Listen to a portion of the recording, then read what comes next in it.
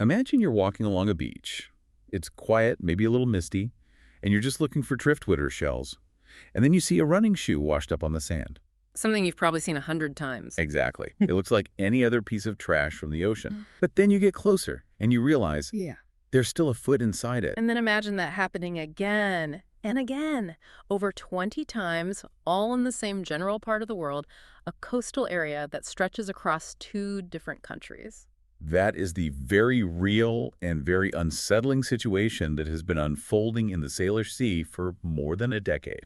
It's a phenomenon that for years really seemed to defy any simple explanation.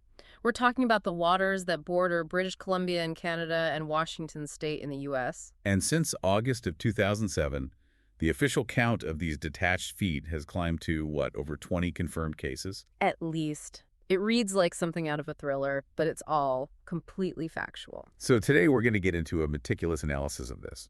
We want to move past the sensational headlines and look at the actual data. Right. The science, the geography, and maybe most importantly, the human stories that eventually brought some context, and thankfully some closure, to what a lot of people were afraid was some kind of, crime spree. Because the initial reaction wasn't just, oh, human remains.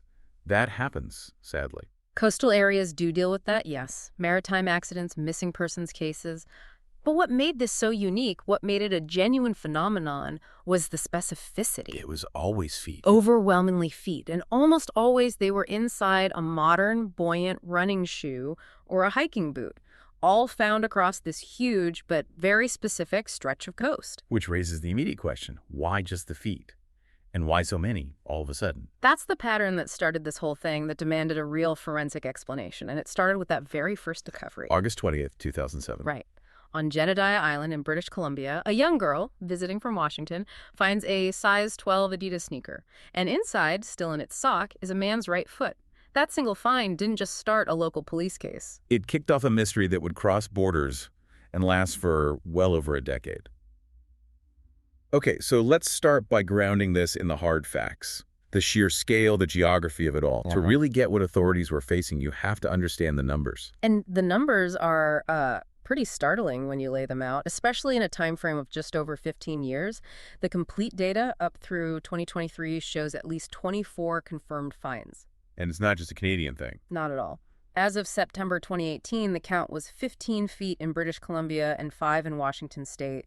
But those numbers keep shifting as new finds are confirmed or as old cold cases get re-examined. And the area these finds cover is just immense. We're not talking about a single bay. No, this is hundreds of miles of really complex shoreline. Remains have turned up on remote places like the Gulf Islands in BC, and then all the way down in major U.S. cities. Like Tacoma and Seattle. Exactly. The water system itself is really the main character in this story. What do you mean by that? Well, the Salish Sea. It's not just an ocean inlet. It's this incredibly intricate network of waterways. You've got the Strait of Georgia, Puget Sound, the Strait of Juan de Fuca. It has all these deep basins and narrow channels. So it's not a simple current. Anything but. It's a massive, powerful, and very unpredictable distribution system. The tides in the Salish Sea are some of the strongest in the world. They create these complex eddies, currents that can shift direction rapidly. So something that enters the water in one spot could end up anywhere. Pretty much anywhere within that system. Debris that starts near Victoria could be carried hundreds of miles north, or get caught in a gyre near Seattle and wash up on some tiny, uninhabited island. It explains why the feet were so widely scattered. Given that huge range, I imagine one of the biggest breakthroughs was finding matched pairs. Oh, absolutely. That was forensically essential. Because it links 2 completely separate discoveries to one person. Right. And it immediately starts to work against the theory of some random serial killer. It allows investigators to stop looking for a crime and start looking for a missing person. And there were examples of this happening. Compelling ones. In 2008, a right foot was found on Valdez Island in the Gulf Islands. Okay. 4 months later, the matching left foot washes up way further south on Westham Island, which is much closer to Vancouver. 4 months apart. Yes. And they belong to the same man. It just shows you the power of those currents. The feet were traveling completely independently for months. Wow. And we saw a similar thing later that year. The 4th foot found, that was May 2008 on Kirkland Island, and the 7th foot found in November in Richmond. Let me guess. A DNA match. A perfect DNA match. Both belong to the same woman. Every time a match like that was made, it helped narrow the search and really strengthen the argument that this was a natural phenomenon, not foul play. Which brings us to the shoes themselves. The footwear became a critical piece of evidence. It was almost like a second form of ID. The shoe protected the remains, and as we'll get into, it provided the buoyancy. So the brand, the size, even the manufacturing date became essential clues. Can you give an example of that? Well, the second foot, found on Gabriola Island, was inside a size 12 white Reebok. The authorities were able to trace that specific model. They knew when it was made. They knew it was produced only in 2004 and sold mainly in North America. So that gives you what they call a terminus postquem. A hard date, the earliest the person could have possibly gone into the water. Exactly. And they did it again with the third foot. It was in a size 11 Nike. They were able to determine that shoe was only sold between February and June of 2003. That's incredibly specific. It is. Or another one, a New Balance shoe found in Seattle in 2014. They knew that model first went on sale in April 2008. These details helped them cross-reference missing persons reports. The shoe was like an accidental time capsule. So, especially in the early days, the narrative around these discoveries was, well, it was wild. It was. Serial killers, organized crime, some bizarre ritual. The speculation was all over the place. But the official scientific explanation, while it's strange in its own right, is much more grounded in biology and physics. The BC Coroner's Service and their colleagues in Washington have been very, very clear about this for a long time. By December 2017, they publicly stated that foul play had been ruled out in all the previous Canadian cases. And that wasn't just a guess. It was based on forensic evidence. Overwhelming evidence. The key was the examination of the bones themselves. What were they looking for? Or rather, what they weren't finding. They never found any cut marks, no evidence of a saw or a knife, no tool marks on the joints. Which would be there if a foot was, severed. Absolutely. If this was dismemberment, there would be clear, unmistakable signs of trauma. The complete lack of those marks pointed to only one conclusion. The feet were separating naturally. Through decomposition in the water. Yes. The technical term is disarticulation. So let's break that down. How does a foot detach on its own in the water? This is where forensic taphonomy, the study of decomposition, comes in. Experts like Gail Anderson from Simon Fraser University have explained this process. When a body is submerged in water, it starts to decompose. The soft tissues, the ligaments, the tendons that hold your joints together, they all start to break down from bacterial action. And the ligaments are what hold the bones together. They're the cables, essentially. And the ankle joint, structurally, is a relatively weak link in the chain compared to the knee or the hip. So as those ligaments degrade, the water's movement is enough to just... To separate the foot at the ankle, exactly. Yeah. The currents, the wave action, it's a natural process. And it happens to other extremities, too. Hands, feet, the head, they often detach first. Okay, that explains why the feet come off. But it still leaves that one huge question that the media obsessed over.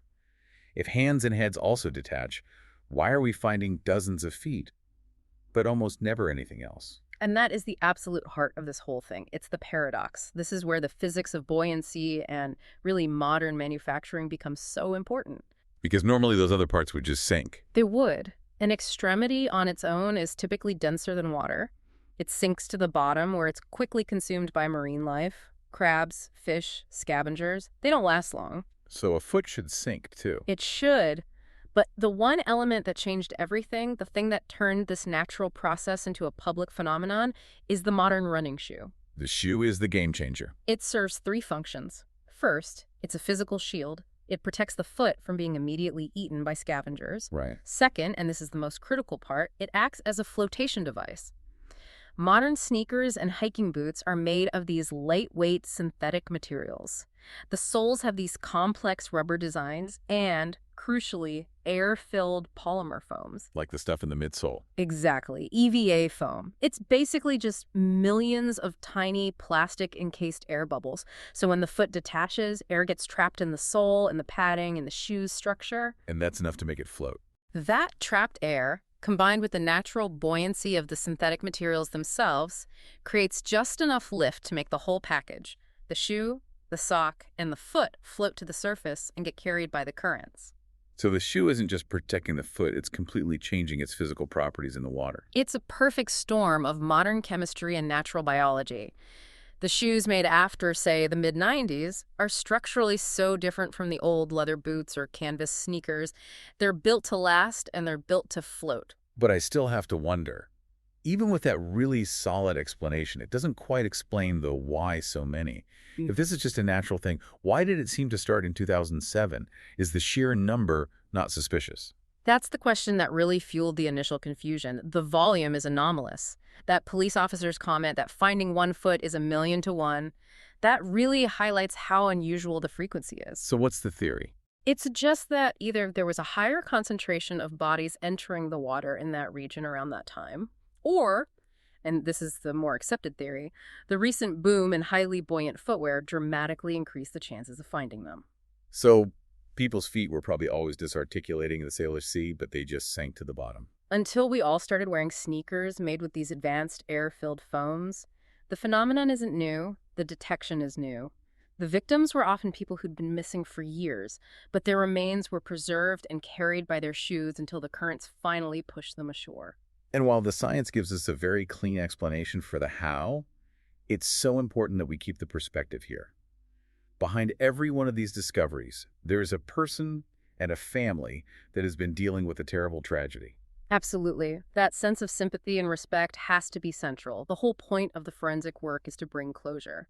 And for most of the Canadian finds, 13 out of 15 as of 2018, they were able to make successful identifications. Which gives families an answer at least. The confirmation they needed about their missing loved one. And when you look at the circumstances for these identified individuals, they really do support the coroner's conclusion. These weren't victims of foul play. These were people lost to accidents or suicide, yes. For example, one of the match pairs we talked about, the 4th and 7th feet, belonged to a woman who died by suicide. She jumped from the Petulo Bridge back in April of 2004. So her death was years before this whole phenomenon even started. Exactly. It shows how long these remains can be in the water system. Another case involved a man who was suffering from depression who also likely died by suicide. His family asked that his name be kept private, but his identification again confirmed the non-criminal nature of the death. And there was a man missing since 2008. Yes, his right foot was found in Richmond, BC, and that finally gave his family a definitive answer. But the most remarkable case, in terms of timeline, has to be that of Stefan Zaharushko. Okay, tell me about that one. His right foot was found in a big size 12 hiking boot in November of 2011. But here's the thing. It wasn't found on a saltwater beach. It was found in Sassamat Lake, a freshwater lake near Port Moody. And he had been missing for how long?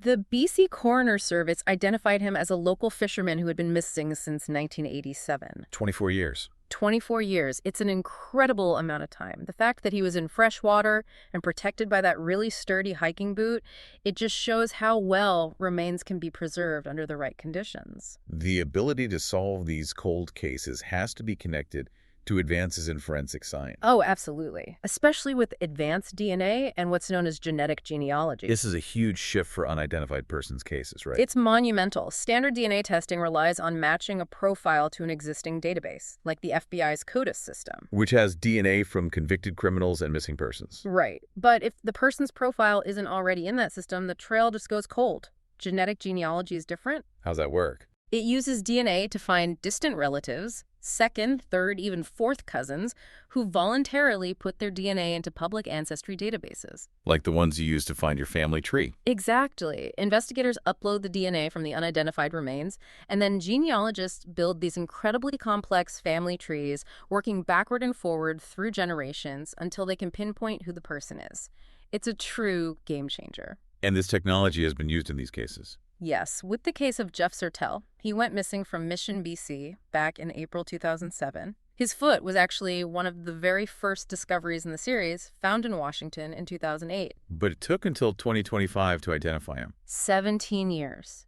It was only possible because his DNA profile, which hit a dead end in the standard databases, was run through the genetic genealogy process. It connected him to a distant relative, which led investigators straight to his family and confirmed his identity. That's incredible. We saw it again in 2023 with the identification of Geraldine L. Smith. She went missing in Washington in 2018. Her foot, inside a size 8 New Balance shoe, washed up in 2021. And it was the same process. A joint effort between a private lab, Othram, and the Clallam County Sheriff's Office. They were able to use the DNA they had to build a profile, find a family line, and finally give her family some peace after years of not knowing. These successes really bring it all home. These finds aren't a macabre mystery. They're the tragic, physical endpoints of individual stories. And it's the persistence of these forensic teams that turns a headline back into a human being. So while the science has pretty much settled the how, the cultural impact of this story is a whole other chapter.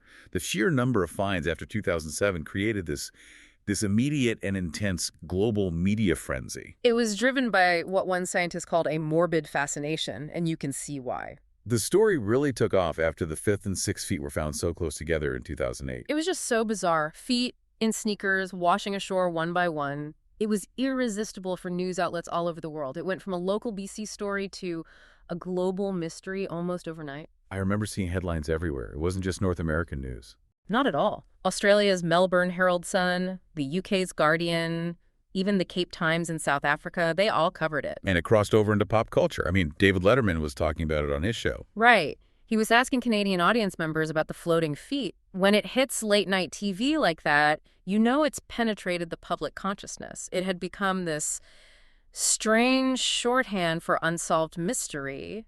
But all that attention, unfortunately, also led to some pretty awful hoaxes. It did. And these weren't just pranks. They actively diverted police resources from real cases.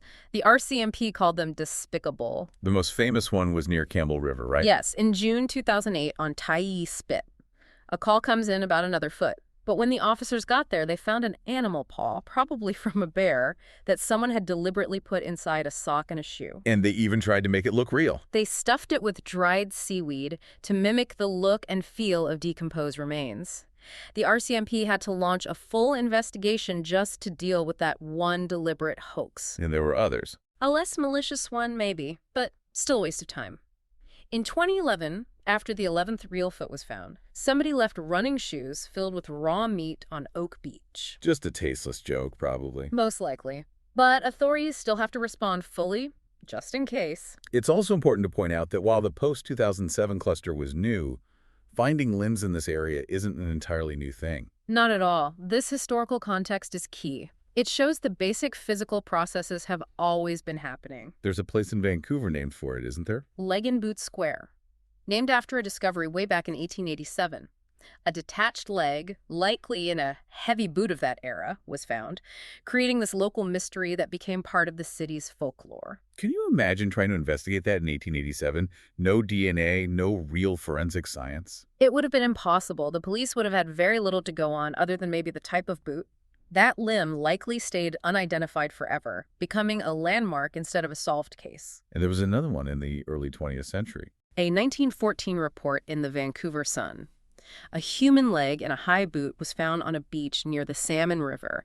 At the time, authorities actually believed it belonged to a man who had drowned the summer before. So even then, they were connecting it to drownings, not murder. Exactly. This historical evidence confirms that disarticulation and remains being protected by footwear has been a constant feature of this environment for over a century. The only real difference is that the old leather boots weren't made of the same lightweight synthetic stuff that makes modern sneakers float so well. Precisely. The process was always there. Modern technology just made a rare sinking event into a recurring, floating, and very public anomaly. You know, the unique nature of this whole thing, a scientific process that looks like a gruesome, ongoing mystery. It's no surprise that it was absolutely irresistible to storytellers. The fictional accounts are a good measure of how much this story really captured the public's imagination. It's a ready-made premise for crime fiction that feels like it could actually be real. And the TV crime shows jumped on it right away. Oh, definitely.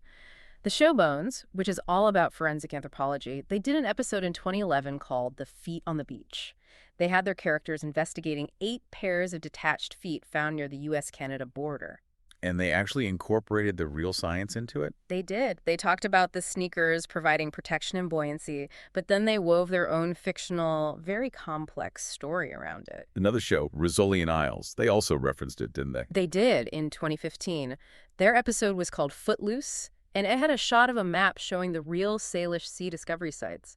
The actual mystery had become so well known, it was used as background to set the scene for their own story. And it wasn't just TV. it moved into literature as well. Yes, the Norwegian crime writer Jørn Lierhorst used it as direct inspiration for his 2011 novel Dregs. He created a fictional reason for the feet washing ashore. And more recently, the authors Douglas Preston and Lincoln Child opened their 2020 novel Crooked River, with severed feet washing up on a beach in Florida, and they explicitly said they were inspired by the Salish Sea events. The story is just so powerful, it can be transplanted anywhere. It even crossed over into the podcast world. Right. Stuff You Should Know did a segment on it. They did back in 2016. They really focused on breaking down the science behind it, trying to bring clarity where the initial news reports had just created confusion. And it even showed up in fictional podcasts. Yes, the narrative podcast Tanis wove it into its really complex, kind of surreal plot. That's a deep cut for podcast fans. It is. They had a character who was supposedly DNA matched to a foot, only to imply the real source was this fictional supernatural place. It shows the story had reached the level of a modern urban legend, blending fact and fiction. Even very recent shows are still referencing it. The Netflix series Dead Boy Detectives mentioned the phenomenon as the kind of strange case their ghost detective characters would investigate. It's just embedded in the pop culture canon now. So when you look back at all the data, all the science, the conclusion seems pretty clear. It is. The situation, as bizarre and unprecedented as it was in terms of numbers, is really explained by a convergence of forensic science, biology, and the physics of modern materials. It's that perfect scientific storm. Natural decay causes the foot to separate at the ankle, which is an anatomically weak spot. And then the modern synthetic sneaker protects it and makes it float. Trapped air inside a durable shoe turns a tragedy that would normally sink and disappear into a very public mystery that washes up on the beach. And the high success rate of identifications confirms these aren't victims of some serial killer. No, they are individual tragedies. Missing persons, accident victims, suicides. Their remains were preserved and carried by the powerful currents of the Salish Sea, sometimes for years. And in one case, for decades. Exactly, for decades. And it's the diligent, ongoing work of the coroners and the labs, combined with these incredible advances in technology, like genetic genealogy, that's finally bringing closure to these families. Even for cases that are nearly 20 years old, like the identification of Jeff Sertel. When you connect this to the bigger picture, this whole phenomenon really says something profound about the ocean. It suggests that the ocean isn't just a graveyard, it's an archive of the missing. The currents are like a massive, slow-moving filing system, and every now and then they release a clue about someone who is lost years or even decades ago. And it's only now that our technology is finally getting good enough to read those clues. Exactly. So it leaves you with a final question to think about. If the science means the ocean is still holding on to these historical fragments, how many other cold cases, currently floating unidentified in the world's currents, will finally be solved as technology gives us the ability to listen to that archive? Thanks for listening.